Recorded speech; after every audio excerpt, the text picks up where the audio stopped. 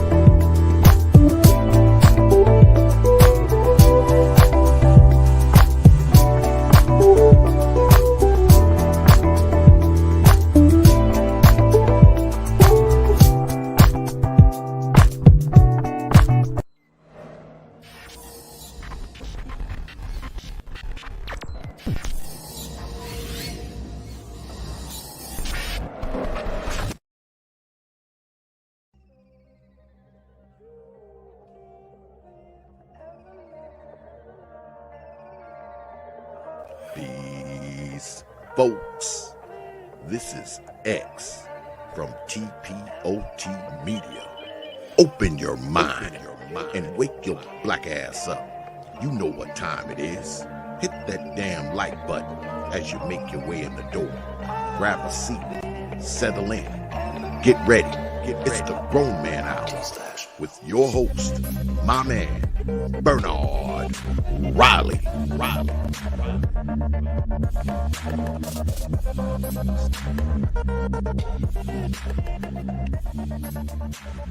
Welcome to Machismo TV, the ultimate destination for modern men seeking to upgrade their lifestyle. Subscribe to Machismo TV and Saul T-Balls. We stream daily from 12 midnight to 8 a.m. Eastern Standard Time, the best male-centric content. Highlight reels without reviewing or providing any editorial bias to the content. We have done so much, with so little for so long, we are now qualified to do anything, with nothing.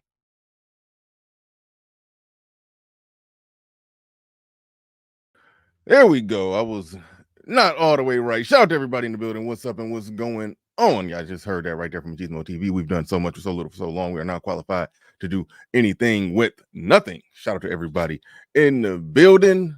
Getting right into it. The Stephen A. Smith, Jason Whitlock beef. It's really not about that. It's really not about that. Shout out to Indigo Flow. Shout out to Patrick St. James. Shout out to Stephen Carter. Shout out to JC the Conqueror. I see y'all down there. It says, what's up, brother? It says Bernard Riley killing the game. All right. We're getting in here. All right. The Cat Williams situation more or less has everybody shook. And this whole thing stems from that. It stems from the simple fact that everybody saw what Shannon Sharp did on Club Shay Shay, bringing in Cat Williams going off like that. They're seeing the power of that. I've already seen and caught the power of that a million times over because I've seen what Corey Holcomb does on the 5150 show every Tuesday. He does a diet version of what Cat Williams did, where he just roasts and riffs on whatever's going on in the news. He don't just do outright exposés. He's not going to say what he saw somebody do with saw another man who's a celebrity do with another man at the Playboy Mansion. He's not going to rat nobody out that cold, but he is going to roast you if something going on in the overall news cycle, and he going to roast you bad. Cat Williams basically just did the same thing, but unprovoked, went in the news cycle. He just got everything he ever wanted to get off his chest off. Now, what more or less happens when that type of thing goes down, other people play the copycat game and try to figure out, how are we going to get on this, or how am I going to mimic some aspect of this?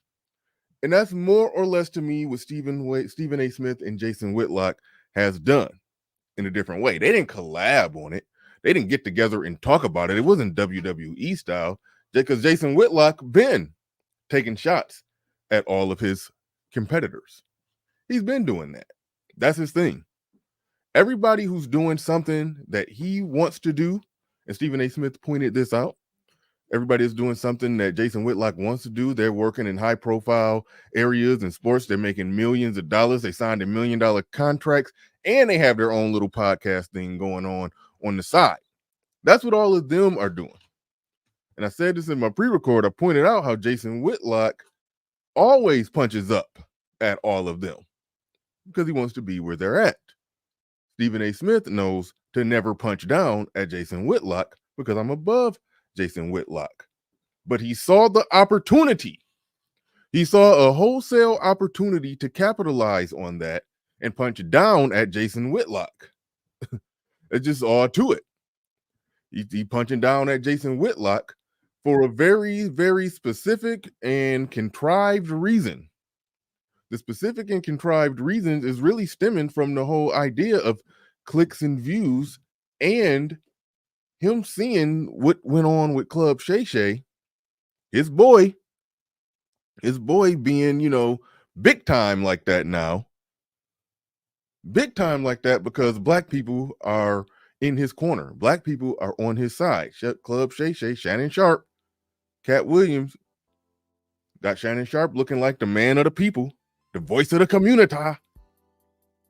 Stephen A. Smith can't be that. Stephen A. Smith can't be that because he's been viewed as a coon. The community has thrown him away. He can still be the big thing, the biggest show on ESPN, but he can't do what Shannon Sharp just did. He can't unless he got the people on his side. That is the only way that he can technically do that. The only way is if he has the people on his side. There's no other way around that. No other way around that. Let me drop that. We don't know. Hold up. All right. Had to change something really quick. There's really no other way to do that or get around that. No other way. Gotta have the people on your side. Gotta be a man of the people. But the people think you're a coon. The people think that you're a coon. No, drop the music. Drop the music.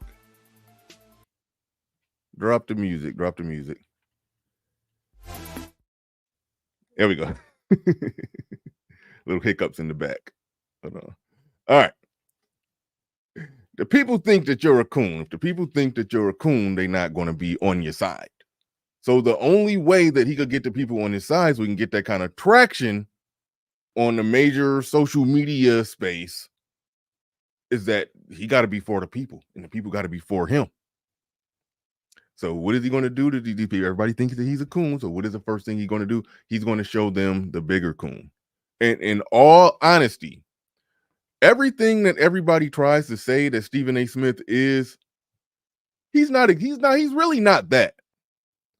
He comes off weak when it's a situation where a black person needs to be criticized versus a white person need to be criticized. I did notice the internet was right. I thought they was wrong, but I investigated. He does cut more slack to white athletes. I thought Kwame Brown was capping and making it personal, but after further investigation, yeah, Stephen A. Smith cuts more slack to white athletes. We saw it with the Josh Giddey thing. We saw it when they pulled up the stuff with Joe Rogan. They pulled up a couple other examples, and then they showed how he goes ham when it's a black person under hot water. So the internet got him. They got him. He was caught red-handed, hand in the cookie jar. It was really no getting out of that. His only way that he could truly get out of that is if he puts on his dashiki, put his fist in the air, and call out Jason Whitlock. That's why I pointed out in my pre-record that I didn't have full intentions on playing that one part. I'm only going to play about 30 seconds of it, and y'all will see the setup of where I'm going right here. Y'all will definitely see the setup of where I'm going right here. 1 second. That was supposed to be ready, but it's going to be ready in 3, 2. That's a long 1 second. 1. All right. All right. I got to play one part of this, and then y'all will see where I'm going with the rest of this. I don't like a view of black people. He's the one that puts himself in front of white folks. The white folks, not all white folks, not most white folks, but the white folks that dare we say may have a problem with black folks. He says, I'm your man. Ladies and gentlemen. Think about that. Think about that one right there. Is that not everything that they say that Stephen A. Smith does when it comes to white folks? That he chucking jobs and tap dances for the white folks. Stephen A. Smith is saying that no, if y'all think I tap dance, no. I'm going to show y'all the real tap dancer. I'm going to show y'all the real full-blown card-carrying coon. I'm going to show you, I'm gonna try to pin the tail on the right donkey for y'all. That's more or less what he's doing here. That's why I say it's manufactured, because he always could have responded to Jason Whitlock, but he didn't respond until it became beneficial for him to do it. When it became beneficial for him to do it, he hopped right on that. He didn't give it no chance, no slack, no nothing. He hopped right on that immediately. As a black man, I often told y'all, I cannot imagine as a black man, knowing our history, anything worse than a white supremacist. That is, until Jason Whitlock came along. That is him. He's worse than them. That is him putting on his dashiki. That is him trying to get back in the good graces of the black community by showing them the real person. This ain't really about his beef. Yeah, they don't like each other, but this whole thing is contrived. It's contrived from the angle that Jason Whitlock, as Stephen A. Smith rightfully pointed out, he does spend an inordinate amount of time taking shots at people who are essentially in the same arena as them, attempting to invalidate them and bring them down and try to lift himself up in some kind of way. He does do that.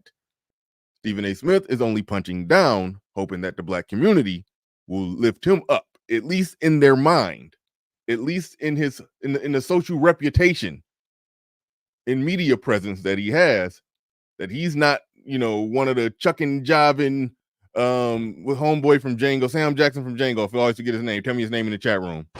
Greg Howard has a recording of Jason Whitlock saying to his staff at that time, if you're more comfortable working for white people rather than working for me, and that sounds humorous, but it's the truth, fine. This is according to audio obtained by Deadspin back in 2015. Some black people are far more comfortable answering to a white person than a black person, no matter how black they like to pass themselves off to be. Far more comfortable because they know a white person is going to overlook their shortcomings. It's good for a Negro. I'm not about that. But if you're more comfortable working for a white person, I will find a white person for you to work for. We have a higher standard here. Everybody has to get on board with that, or I'm going to find a way to move them someplace else. That was Jason Whitlock. All right. That was what he said about Jason Whitlock. It was some other stuff, some nitpicking stuff, some petty stuff, but overall, by and large, in my opinion, not a whole lot was said. This was mostly all about nothing. And everybody hopped on it. Oh, Stephen A. Smith destroyed Jason Whitlock. And I'm like, not really. Not really. It was a ploy, it was a tactic, it was a marketing strategy, and it was a Shannon Sharp just got did it somebody check it out for me. Did he hit 40 million yet on that club on that Cat Williams interview? Did he hit 40 million yet? Here's the thing with that. And this is what you got to know and you got to notice about the game. And keep in mind, I'm a content creator. I respect the game. I don't hate on the game. But I know a contrived beef when I see it. And this is another thing that you got to average into the equation. About to blow something else up. About to show y'all something about Stephen A. Smith's views after he saw Shannon Sharp. After he why y'all saying? Why are y'all? I see two people saying Stefan. Oh, that's homeboy name from Django. Are y'all telling me homeboy from Django got the same name and same spelling as Stephen A. Smith? He do not spell it that way. Damn it. They've been calling that man a coon. All this time, they've been calling him a coon. They say he chucking jive and tap dance for the white folks, and he's sitting there with the same name as Sam Jackson's character in Django. Oh, man, I forgot about it. I didn't even know that one. That's good. That's classic. I never thought that about Stephen A. Smith, that he was all that they said he was. I always looked at Stephen A. Smith as objective. I didn't change my opinion about it till I noticed it with the Josh Giddey and some more tapes that they showed of him kind of, tiptoeing around the situation when it was a white person in hot water, but he coming out all guns blazing when it's a black person in hot water. I saw enough video evidence of that to where I was like, yeah, there's a there. But overall, I thought, black folks just coming at him hard because he took an objective position on some BLM stuff. And, I thought it was just that typical classic, if you black and you don't think exactly like us, we got an issue. I thought it was more of that, but that's wild. That is legitimately wild right there that he got that same name. That I didn't know. But all right. Check this out. If y'all can see, no, y'all can't see that yet. Hold on. Let me make it to where y'all can see that. Y'all can't see nothing. Let me pull this up. Let me get that up. And where's it at? Nope, not there. There. All right. You may or not be able to see that. I'm about to zoom it in, blow it up for y'all. Hopefully, y'all can get a good view of what I'm trying to show you. Stephen A. Smith, he started this channel about 9 months ago. When you're a celebrity, things blow up pretty fast. He almost had 500K subscribers. He actually just hit a big bump. Right there when you go to videos, you go to popular. This video here that he dropped less than 24 hours ago got 1.2 million views. All right. It's probably going to keep going and eventually pass. Can y'all see that? Let me see if I can make it just a little bit bigger. All right. It is already. If you know the YouTube game, when you drop a video like this, if this video going to max out at 2 million views, it's not going to get it in the first day. It's going to gradually get it throughout the course of the week. These videos right here gradually got their 1.6 million. This video that he just dropped last night when he's responding, when he's going off on Jason Whitlock, a beef video, just got this man 1.2 million views. It's Stephen A. Smith, the biggest sports commentator in the business, the #1 show on ESPN. He got a show where he talk about sports. Stephen A. Smith talks about his concerns for Paul Pierce. Stephen A. Smith weighs in on Shannon Sharp about Skip Bayless. Stephen A. Smith, his Jada Pinkett video got views. His Cat Williams video got views. I'm talking about his top views here. Let me look at what he typically does. looking at what he typically does. He's basically talking about, sports and sports adjacent stuff, getting normal, regular views.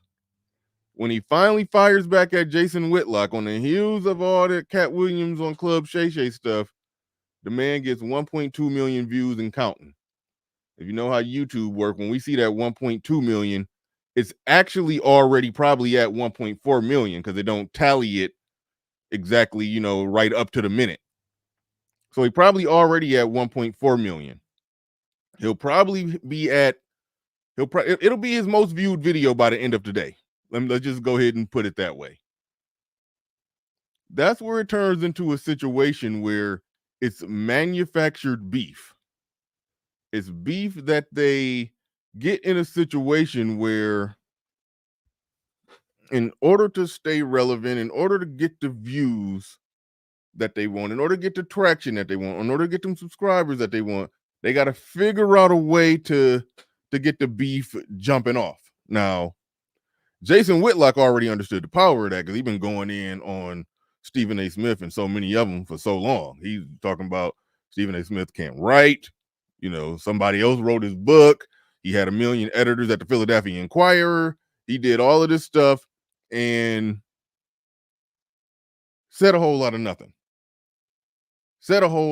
Like, he responded, he clapped back, he fired back at Stephen A. Smith. Nothing was said. It's all to it. He opened his mouth. He said a whole lot. He's sitting there talking about how Stephen A. Smith's college basketball career was fabricated, as if somebody cares. Nobody cares whether or not Stephen A. Smith was a good college basketball player. Like, nobody cares. He's sitting there debunking stuff like that. He's debunking and disproving pointless stuff that nobody cares about. Like, people don't care about. I mean, he went off on it. Last night or yesterday or sometime like that, 18 hours ago or whatever. It got some random. I mean, it got 143K views. I'm looking at it right now. I ain't even got to pull it up. Because that's what he do all the time. But somebody who don't do it all the time, when they do it, when they hop on it, it blows things up. It's a fake manufactured thing where, even though I legit agree, they don't like each other. But this whole thing, they're getting on a stage to put on a show. They're getting on a stage to put on a show for the clicks and the views. Stephen A. Smith went completely off of his normal end. He's like, "You little bitch." That stuff didn't even sound remotely right. But he went full in on that. JC Congress saying they always call Stephen A. Smith a coon. Yeah, always. He's saying Stephen A. Smith didn't start it. Oh no, he didn't. But what I'm pointing out is how the reasons why he decided to jump on it, the reasons why he decided to hop on it.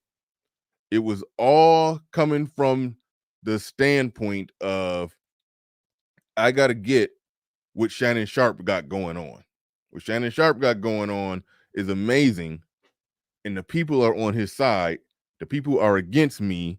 They call me a coon. Let me put on my dashiki and call somebody else a coon, and that's how I'm going to elevate myself. That's what it was. There's no other way around that one. Now, moving forward, not to that one. That's what I meant to do right there. Hold on. I'm messing up.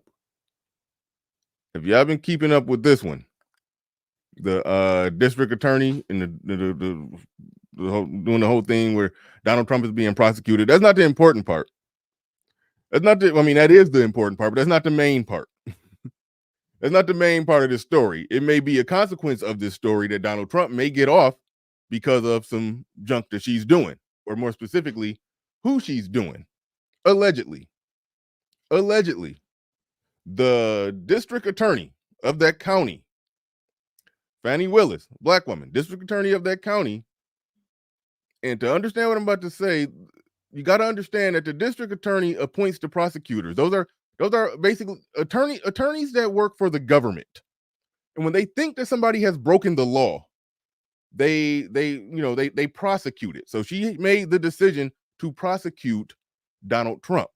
Okay.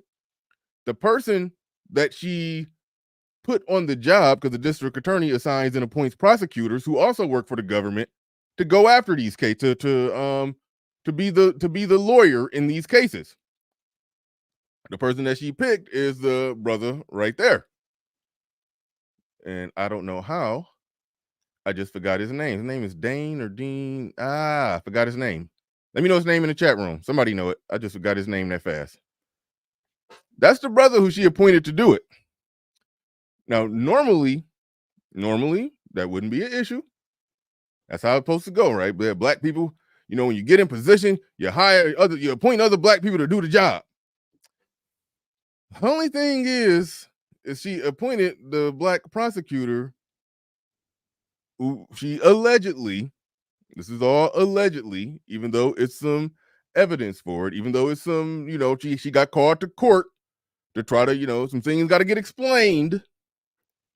But the guy that she was smashing, the prosecutor that she was smashing, is the one that she got prosecuting Donald Trump.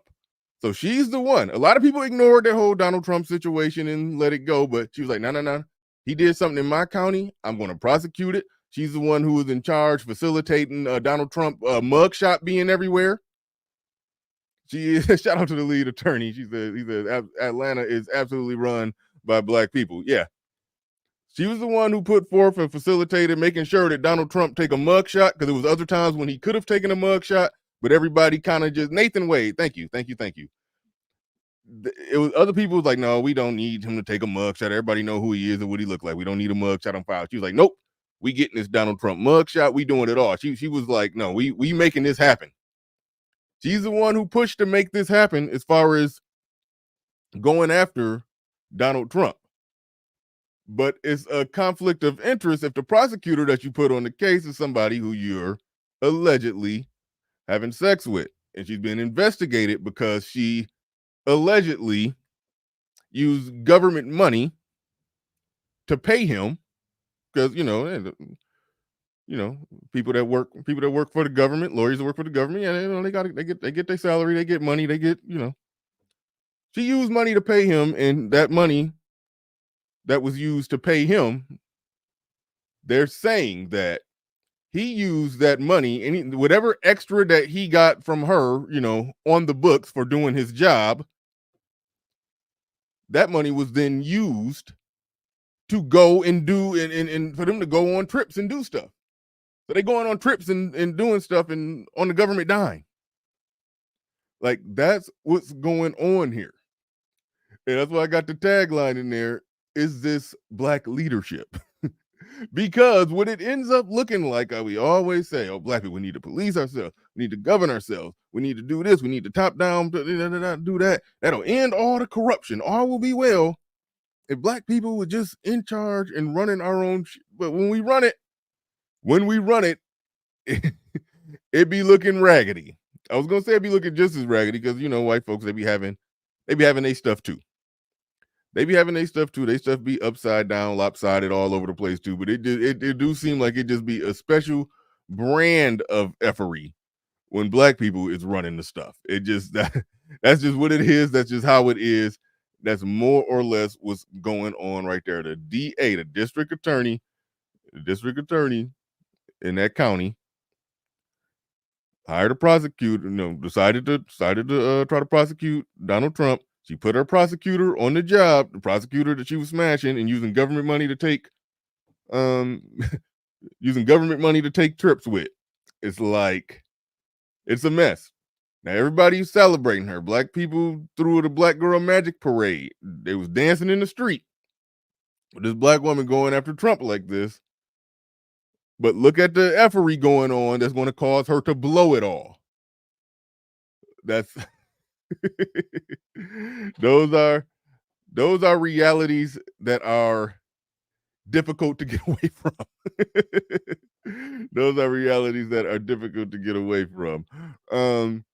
Going back to not exactly back to what I was what I was initially talking about, even though this whole shit with Jason Whitlock and everything, it did segue from the Club Shay Shay thing. But another thing that has come out of that, another thing that black folks do is the outright, utter mass wholesale hating that takes place. Utter, outright mass wholesale hating that takes place. Now, I've never been that huge of a fan of Cat Williams. I do think he's funny. Never been that huge of a fan. But, you know, I get the appeal. I definitely get the appeal. Now, hold on. I'm supposed to have that ready to go. Hold on. Ari Spears joined the club of people hating on the Cat Williams situation. Now, that there's some aspects of it where I'm critical. I have my criticisms. I did feel like it was just I'm no conspiracy theorist. When he said me and Ludacris got invited to Illuminati party, and he had to shave his sideburns to get $200 million. It's like I don't be sold on those type of stories. It's like it was more details to the story, but that was the gist of it. And that's why I just don't, when people, I wasn't as impressed as everybody else by everything that Cat Williams was saying, even though I do rock with a lot of what was going on and a lot of what he was saying and a lot of stuff that he was calling out. And, I think Corey Holcomb had a decent take on it, that it was a mix of facts and it was a mix of, conjecture. That's probably the most reasonable position to take on it. But what I don't like and what I notice, and here it is right here, I found it. What I don't like and what I notice is that there are other people who are doing, and y'all may not like this, but there are other people that are doing more or less the same thing that Cat Williams was doing. It's like it's at levels to it. Like Cat Williams, even if you think he's right, and even if you think he's funnier than Kevin Hart, there is still an aspect of it where I was like, he's hating on a man who signed and capitalized on a better deal. It's like, what is an industry plant?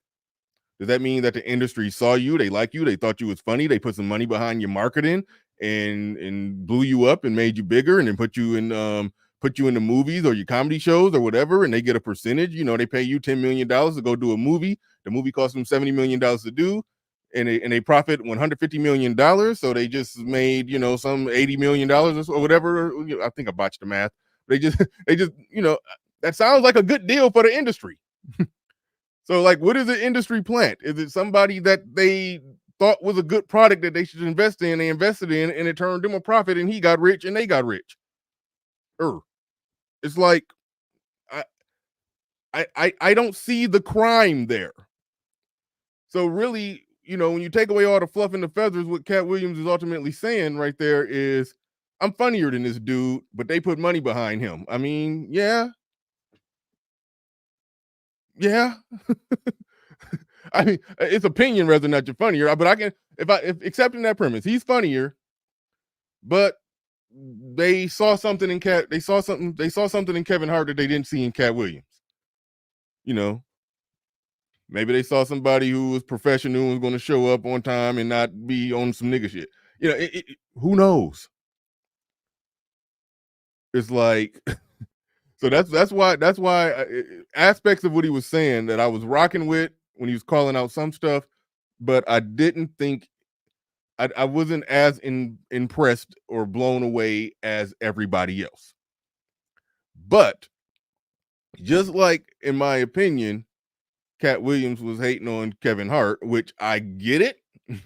Kevin Hart is funny, but he's not that funny to justify him selling out the whole state of Texas. I can't explain that one. When he did Seriously Funny, that stand up, that with that joke where the mama let him cuss out the teacher. Oh yeah, Kevin Hart was funny right there. He was funny when he was on the way up. Eventually, he got big to the point to where it's like you side-eyed it, like, he's funny, but not that funny. How is he selling out the whole state of Texas? I didn't understand that. But oh well, I mean, is what it is. But that's where, it get goofy, where people want to, be like, okay, well, he's selling out the whole state of Texas like that because, he did something shaky behind the scenes, you know. They they offered to put a penis in his mouth and he said yes, and that's why he's selling out the state of Texas. That's why he in all these movies. And you know, I don't buy all of that, but all right. Yo, what up? It's your boy Aries Spears. Now, I don't rock with this stuff right here either. I don't rock what Aries Spears is talking about, because the same way that I could pick apart what Cat Williams was doing, even though I rock with some of it, I could still pick apart some aspect of it that sound like hating. I can't rock with what Aries Spears is doing right here either, because what he's about to say comes from really the same place of hating. Here, you know, a lot of people have been asking me on the Instagram about my thoughts on the Cat Williams situation, and he did mention me, which was a head scratcher because I don't know what I did to him. And you know, I was going to save this for my podcast, but I might as well kind of get into it now. I don't remember Cat Williams mentioning him. If you remember in the chat room, let me know. What did he say about Aries Spears, if you remember? I honestly don't remember him mentioning him. And basically, I'm going to repeat the same thing on my podcast. And, you know, again, people ask me what I thought about it. And I'm going to say this. You know, I think it's sad. It saddens me to know that my people, the people I love, black people, as well as everybody else, but my people come first, black people, we love drama. We love drama. We stew in it. We love it so much that we allow it to be detrimental to the progress of us and a culture. All right. Like this is his version of it, because I remember I did content on it where he called Lizzo. He was talking about Lizzo. Somebody was about to say, yeah, Lizzo is talented, right? He was like, yeah, I can't get past the fat though, or something like that. You know, he was basically saying that, he was basically saying he's disgusted by Lizzo in so many words, and roasted her and, you know, ripped her or did a whole little thing, did the whole little shtick, and did it on, I think, Vlad TV. Like, he's done that. He's went on somebody's show to do an interview and start dumping on somebody else. Probably didn't do it as hard. Probably didn't expose, you know, hidden secrets and all of that. But yes, he's went on somebody's show in an interview and gave some hot takes that stirred up drama, that went viral, that was all over the blogs. He just didn't do it as good as Cat Williams. Like, just that alone. Like, that was it. We absolutely love it. Because I'm asking myself, why did he do something that was both unnecessary and absolutely pointless? And in reading the comments, you know, he did it for what is now closing in on 40 million views. That's what he legit did it for. He did it for what is now closing in. And why can't I see it? Hold on. Let me see where this Club Shay Shay video is at right now. It was at 38.39 last I saw it. And it is officially. Whoa, hold on. Dang. Remember when I told y'all them things the views keep growing exponentially? If I'm not mistaken, it was at 39 million last I saw it. It's at 45 million right now. Like that Stephen A. Smith going in on Jason Whitlock, it's at 1.2 million right now. It's probably going to top out at 3 million. It'll be his most viewed video. Like, dang. That bad boy is at 45 million. 45 mil. All right, where we at? All right, let's get back in it. So it's a goofy question asking, well, I don't know why he did it. You know why he did it. It was the biggest thing that happened. Not a big deal to say biggest thing that happened this year, because this year just got started. But yeah, the biggest thing, biggest, hottest thing smoking. Yeah. No ifs, ands, or buts about that. I can tell we love drama by the shit we say, you know. Protect Cat at all costs. We gotta protect Cat. He the GOAT. He the GOAT. And I want to address both those things. All right, number one, the GOAT thing is a useless title. Every comedian, every entertainer, every performer is the GOAT to their fan base. Steve Harvey, Cedric the Entertainer are the GOATs to their fan base. Wanda Sykes, everybody he called out, Ricky Smiley, Kevin Hart, Chris Tucker, they're all GOATs to their fan base. I get called a GOAT and a legend all the time. If you think I'm tooting my own horn, look at my comedy clips. Go through the comments. Aries, you a GOAT. You a legend.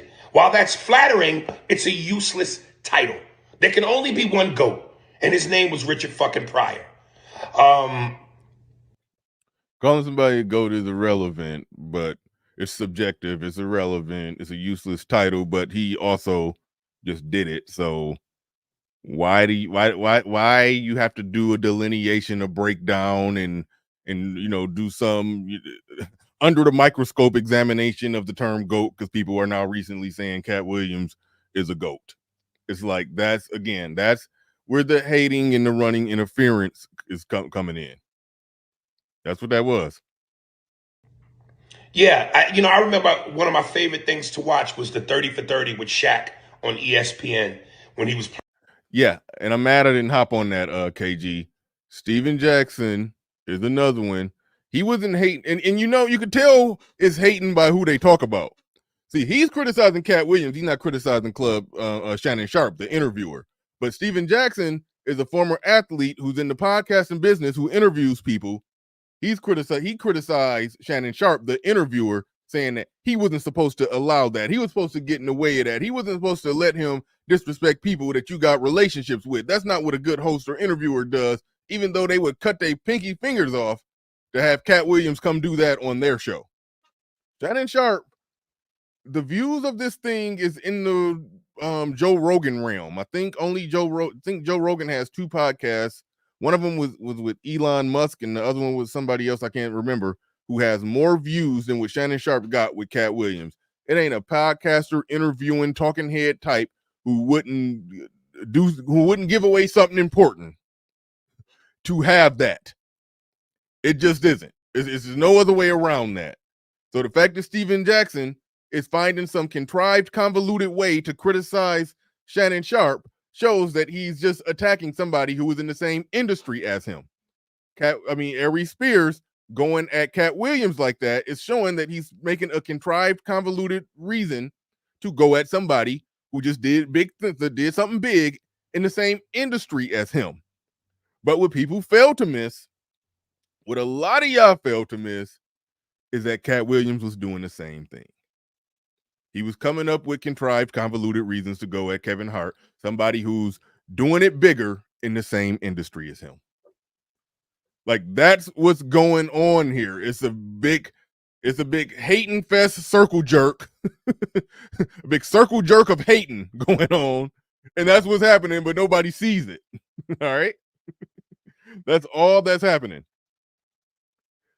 Honestly, the same stuff you see when YouTubers who are in the same field. Now, I don't mind a YouTuber making a stream, responding to, clapping back, or criticizing another YouTuber who you are in ideological who you view, who's your ideological opposition. It's nothing wrong with that. That's politics. All right. That's liberals versus Democrats. You're going to always go back and forth with your ideological opposition. But when people are literally in the same field, are in the same arena, talk about the same things, cover the same topics, got the same critiques, got the same things that they praise, that they highlight, that they spotlight, like it just gets ridiculous. Absolutely ridiculous. I'll give an example. And I hate to do this, because I don't want to be making it seem like I'm trying to call out names to run up views. But when you see somebody like Satan the Sinner criticizing alpha male strategies, tell me one thing alpha male strategy said that you got a disagreement with. Just one. Name one. You can't. You're criticizing somebody who's in the same field, the same arena as you. That's just all you're doing. That is literally all you're doing. You're not making no sense right there, holding my nuts. You said like some black manosphere dudes pocket watching Pearl. Well, then maybe you are making sense. But the people that come at Pearl the most and the hardest are non manosphere dudes. Most black manosphere dudes really just chill and just most of them are benign to Pearl. They just, she's just there. And most black manosphere dudes who got their head on straight understand that she's not in the same arena. So that's why what you're doing sounds kind of a backhanded, contrived way to pin some criticism on the black manosphere for whatever reason, I don't know. But maybe you've seen some streams that I haven't seen. Maybe you've seen some videos that I haven't seen, but I don't see people making a big fuss about Pearl. Nobody really had that much bad to say or good to say about Pearl until Jason Black tapped us on the shoulder and told us that Pearl was the leader of the black manosphere, and then the internet went crazy, and oh yeah, Nick Fuentes and all that stuff. But other than that, no, I don't see that. But before I get back into what Aries Spears is talking about, shout out to Salty Balls dropping $100 on it. Shout out to you. $100.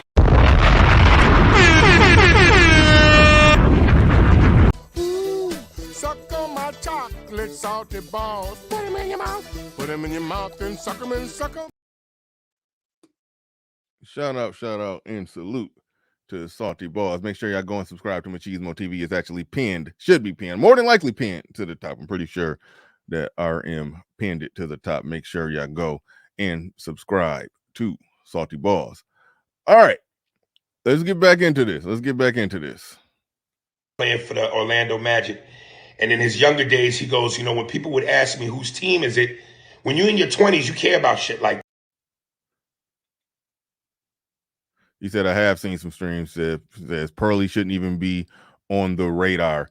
I mean, she wasn't and she's not. She only got talked about in this space when I forgot what it was that happened when Hafiz was trying to take a crap on the manosphere as a whole, and everybody responded to him. He was in a debate with Pearl just trying to take a crap on the manosphere, and everybody responded to him. And then some pro-blacks made it like we was just responding just to defend the sanctity of some white girl that we hadn't heard of until that interview.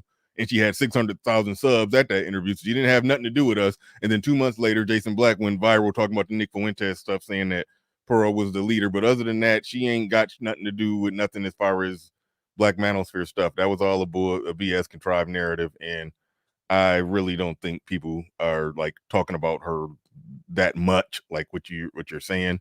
I mean, she's a popular content creator. She does her thing. Salute and shout out to her. She's doing the damn thing. But as far as black manosphere stuff, I think that was a false connection that somebody made. That's just all to it. And some people still capitalize on it. Some people that was some opportunists about it, but it is what it is. That I had to let people know it was my team. But as I got older, I realized that's a useless title because the ultimate goal was to win a championship. So as far as y'all saying who the GOAT is, Cat is your GOAT. I understand that. But that's a useless title. Then you say things like, we got to protect Cat at all costs. Protect him at all costs. Did he cure cancer? Did he cure AIDS? Did he end racism? Did he figure out black poverty? Turn the fucking volume down. Protect Cat at all costs. Knock it off. Keep it in perspective. This is a news cycle. That's all this is. It's a news cycle. This ain't curing cancer. Now, I agree with that part right there. I agree with that part that this was a news cycle and it was a viral tactic employed that he did that made him bigger than everybody, including Aries Spears. And that's, I think, the calculated. That's the reason why Aries Spears is running out in front of it saying, hey, let's pump the brakes on this and on that. That's the reason why he's doing that. But he is technically right that that this is just a news cycle. That's what's happening. Cat Williams is going to take this news cycle and capitalize and build on it. And he's going to, if he's smart, I tend to believe that if Cat Williams tried to go on right now on tour, I talked about how Kevin Hart sold out the whole state of Texas. I think Cat Williams could do that now too. He could sell out the Cowboy Stadium right now, all day, and you could just make another banner. Like after you make another one, just click on that could stay there until you make the till you make the new one. So no, we all good. I'm talking to RM in the background. But all right. Delete some. Delete a useless one. I'll do it. I'm sorry. Hold on. There, I just deleted one. You should be able to add another.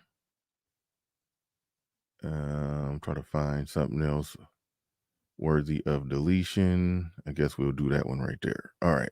Sorry, I had to dot some I's and cross some T's in the back. All right. Should have room. All right. Let's get back into it. This ain't nothing to protect nobody about. Oh, he shook up Hollywood. He exposed Hollywood. Ooh, he told the truth. Again, to me, this is pointless. What did he do? What did he change? He didn't change anything. Steve Harvey is still going to be Steve Harvey. The success, the fame, the money, the momentum, the adulation, the respect, the adoration from the fans is still going to all be there. Same thing with Cedric, same thing with Chris Tucker, same thing with Ludacris, same thing with Wanda Sykes, same thing with me, same thing with Ricky Smiley. Everybody that he named will still go on. Nothing has changed. All right? This wasn't life or world changing. It's a news cycle. And it's funny because this is why I say social media is both a blessing and a curse and dangerous. This phone, this device gives everybody a platform. Everybody gets to be heard, which is power. And everybody don't deserve power. I'm reading some of the comments about Kevin, and I'm reading stupid shit like, oh man, Kevin's fan base is turning on him now. Cat done made it so his fan base is turning on him now. Kevin ain't never been funny. He ain't funnier than Cat. Well, first of all of that is subjective. Secondly, the people are saying that Kevin ain't funny or he ain't funnier than Cat were never Kevin Hart fans to begin with. Don't get it twisted. Kevin Hart is a global phenomenon. He's globally famous. He can go anywhere in the world and sell out a whole arena or stadium by himself. The box office movie receipts don't lie. The tickets, the receipts at the ticket gate that you go through when you go to the arena sold out, don't lie. So for all these people that think that Cat has turned the world on its axis about Kevin, knock it off. Turn the volume down. Okay. He didn't turn the world on his axis, and the world is going to just keep spinning like normal the next day. But what he did do is shake up the internet. And there was a lot of comedians who was like probably on par with Cat Williams, who probably could book a comedy show before that and probably sell just as many tickets as Cat Williams. That interview moved him up here and y'all down here. That's what it did. He created serious separation. And as far as controversial comedians that just say things and do things, and you just got to hear what they're going to say next, and you got the edge of your seat because you know it's going to be controversial. Yeah, he just stepped in a room with Dave Chappelle right now. That's what it did. It ain't cure cancer. Nobody said it did. But from a tactical standpoint, deep down, Aries Spears got to be thinking, I'm just mad that I didn't do it. I'm just mad that I didn't think of it first. Because I'm not even 100% convinced right now. I mean, the whole, American Hustle, what was that the name of it? Pimp Chronicles. Whatever Cat Williams comedy tour was back when he sold, however much that he sold, back when, he had his stand-ups, he had his specials when he was at the top of his top. I don't think Aries Spears as a headliner could do that what Cat Williams did right there, but probably right now before that Club Shay Shay interview, Aries Spears probably could, sell out of a venue sort of on par with what Cat Williams can do. Now that interview put Cat Williams in the territory where now he could sell out with what Kevin Hart probably could do. And Aries Spears and a lot of people are thinking, dang, if he could do a controversial interview like that, and he could go from being sort of down here with me to up there with on some Kevin Hart, Dave Chappelle type status. I ain't talking about who funnier. I'm just saying status. That's where this is coming from. That is what this is all about. That is what this man is truly upset and venting about. It's about that. Shout out. Damn it. Hold on. Where there we go. Hoop Jargon in the building saying, play that Johnny. Absolutely. These last $2, I'm not gonna lose. Shout out to you. Appreciate you coming through and putting something on it. All right. Where we at? Hit the like button and all of that good stuff. Now, one thing that making sure I did it. Okay, I got everything in auto. One thing I got to touch on, something that just, floated over the radar. Let's move that banner. I got it. Black Little Mermaid had her baby out of wedlock. Now, face value, no problem with that. I think a 23-year-old woman with a boyfriend. They had a relationship. They had a baby. They had sex, and they had sex. They had a baby. No big deal. It was a little online social media controversy with her going out her way to try to hide it, but whatever. Nobody cared. It was only interesting in the sense that, a pre-record I did a while back where I pointed out that none of the live action Disney princesses, all of the other non-black live action Disney princesses, they are either single with no kids, or they're married without kids, or they're married with children. Only the black live action Disney princess is what I meant to say, if I said that right. Only the black live action Disney princess is the only one who got a baby out of wedlock. And that has to hit some kind of way. And there's no other way around that. You see, there's some trashy white chicks out there, and they wouldn't hire them to play the role of a Disney princess.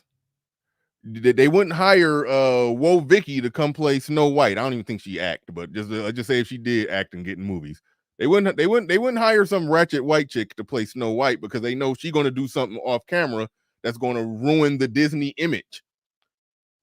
For the same BS reason that they fired Jonathan Majors because he's working for Marvel. Marvel's connected to Disney. All of that is connected. All of that is one big cabal, so to speak.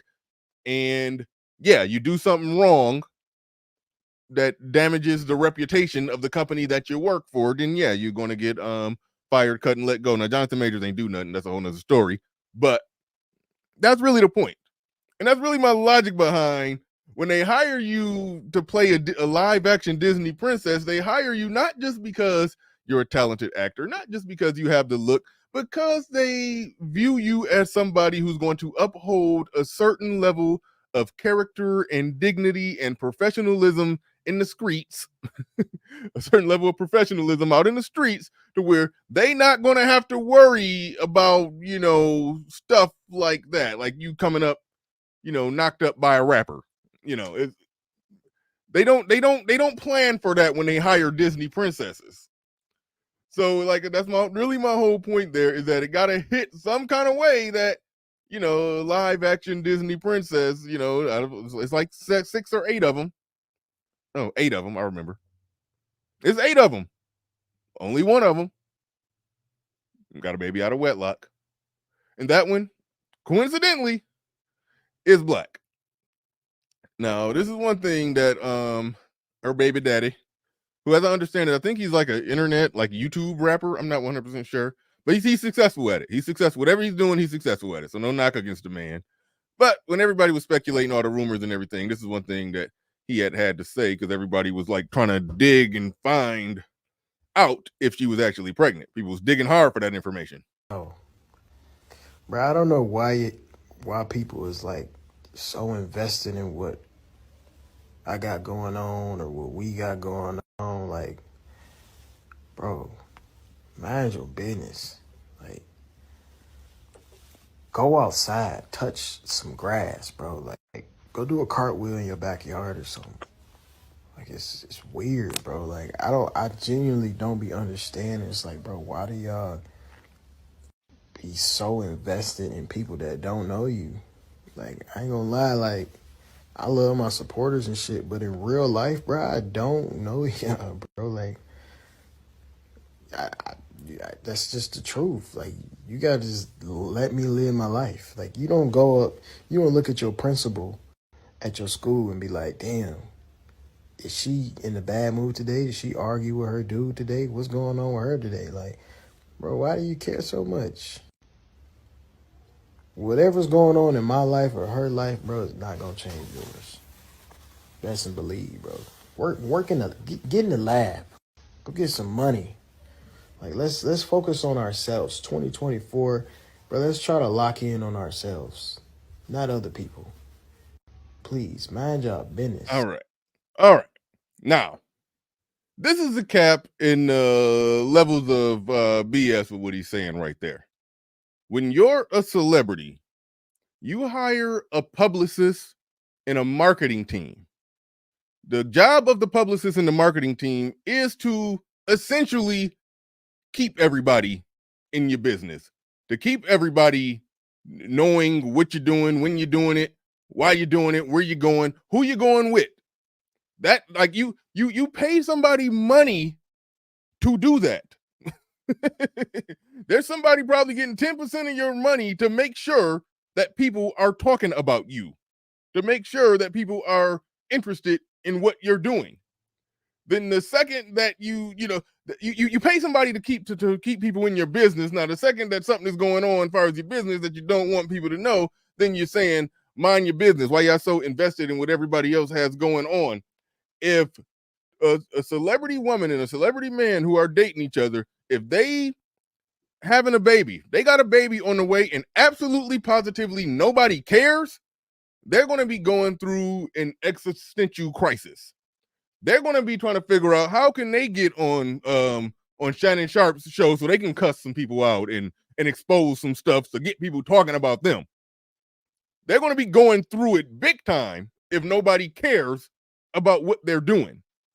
So there's been levels of cap through all of this where it's like I hate it. And the more I cover this, because there's a lot of stuff when it comes to celebrities that I don't really care about, but I do like to use the celebrity trending situations as the backdrop to talk about the things that I do like to talk about. I do like to talk about the social dynamics between men and women and the effery in the Black community and all of that stuff. I like to talk about all of that stuff, and the trending and viral stories and also the celebrity stories are things that are good backdrops to talk about the stuff. That's the clickable thing that you have to do when it comes to content creation. So as a result of that, I end up knowing more about celebrities than what I have always cared to know. That came with me finding out that the intricate things that they do to make sure that the blogs are covering them doing mundane, ridiculous things, or the things that they do on purpose to make sure that it get picked up by the blogs, and that the blogs are covering that this media outlet is talking about it, that they're over here, they got this exposure, they got that exposure, they got the marketing team working over here and marketing team working over there. Like, when you start following stories because you're trying to follow the story to make sure that when you report on certain stuff so you can talk about the things you want to talk about, make the points you want to talk about, you find out that everything that they do is calculated and engineered to the point to where that is the game. It's not just the advertisers for a movie are just going to promote the movie and you're in the movie and then you show up to the movie and it's over. No, the game has changed to where the promotion is all day, every day. Like, it was a time when what Cat Williams did, that could not have been done. It just couldn't. It could not have been done where somebody like Shannon Sharpe, who has his own independent podcast that he built and created himself, used YouTube as a satellite to put it out there, where Cat Williams could just show up. They ain't going through no TV executives, no record executives, nobody at the top that got to approve it. They got to regulate it. They got to make sure that this is what we want to put out there and this is okay with advertisers and this or that. So it's in their hands to do what they want, how they want, and when they want to do it. So keep in mind, whenever you're seeing a lot of somebody, you're seeing a lot of them because they really did the work as far as their marketing, their branding, whether they hired somebody or whether they just doing it themselves. You're seeing them because they wanted you to see them. You're in their business because they wanted you in their business. So it's just goofy as hell when I hear them trying to pump the brakes on it. Trying to say, no, y'all need to go do something. Go play in the grass. Go do a cartwheel. Go worry about yourself. Can we worry about ourselves all 2024? Yeah. Okay, yeah. We gonna worry about ourselves. Everybody gonna worry about themselves, and they not gonna listen to your music. Not that I ever listen to it. They not gonna go see your girlfriend, your baby mama's movies. Not that I saw. Well, I did see Color Purple. I didn't see Little Mermaid. Are they not gonna listen to her songs? Because yeah, she sing more than what she rap. I mean, not more. She sing more than what she do movies. I guess. I think I've heard one of their songs. I do look at a lot of her sister's little thirst trap videos. I do look at Chloe Bailey thirst trap videos. She got me in her business on that one. But even then, right there, let's just say Chloe Bailey get knocked up by Future. Let's just say that happens. How stupid would she sound coming on the internet saying, "Why y'all so concerned about what's going on or what I'm doing with my body?" I'm like, you've literally been pointing your birth canal. You've literally been pointing your birth canal at a camera and clapping it back and forth for the last couple years. Then you're gonna have the nerves to ask people why they go so concerned with whether or not Future's baby about to come out of the thing that you've been clapping back and forth on camera all day. It's like you can't do that. That ain't how it works, all right? That is not how it works. But let me get to the super chats. Now we got Eric Barbour. I think I said that, Eric Barber in the building. I don't know why that's yellow. Normally the $20 ones are orange, maybe because it's $19.99. Maybe that's why it's yellow. I'm not 100% sure. But thank you for putting $20 on it. Thank you.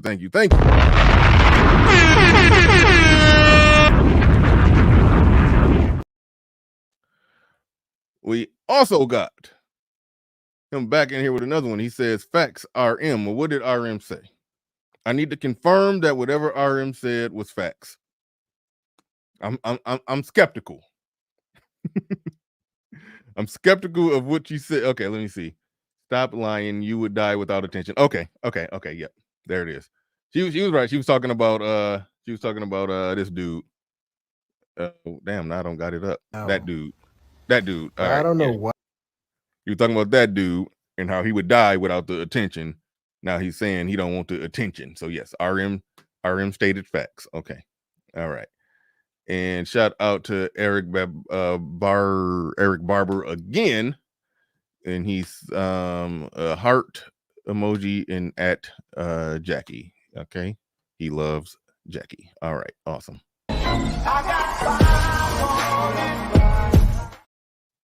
All right. But shout out to you. Appreciate everybody supporting the stream. Appreciate everybody coming on through. Shout out once again to Salty Balls for being the sponsor of the show. The live streams will start coming back more frequent. I am tentatively committing to a Monday through Monday and Friday, 2 times per week live show schedule. Very tentatively committing to that. We'll see how that goes. So, but before this is all said and done, welcome to Machismo TV, the ultimate destination for modern men seeking to upgrade their lifestyle. Subscribe to Machismo TV and Saul T-Balls. We stream daily from 12 midnight to 8 a.m. Eastern Standard Time, the best male-centric content. Highlight reels without reviewing or providing any editorial bias to the content. We have done so much, with so little for so long, we are now qualified to do anything, with nothing. We've done so much with so little for so long, we are now qualified to do anything with nothing. Make sure you go and subscribe to Machismo TV. And with that said, ladies and gentlemen, we are out of here. Peace. We gone.